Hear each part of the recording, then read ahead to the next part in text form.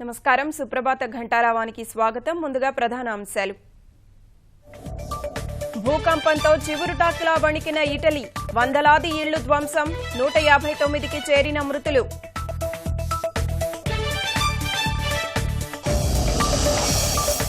కొత్త జిల్లాల ముసాయిదాకు అనుగుణంగా సిబ్బంది శాఖాధిపతులకే ఉద్యోగుల విభజన అప్పగించిన సర్కార్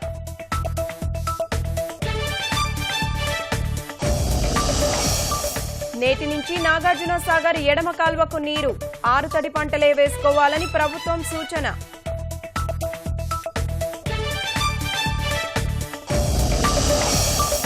పంటలు ఎండకుండా విద్యుత్ సరఫరా పెంచండి పగటిపూట మరో 3 గంటలు ఇవ్వాలని ఏపీ సీఎం నిర్దేశం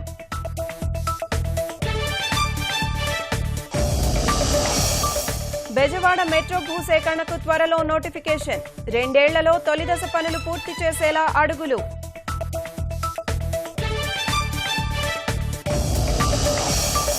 దేశవ్యాప్తంగా ఘనంగా కృష్ణాష్టమి సంబరాలు వేకువజాము నుంచే ఆలయాల్లో పూజలు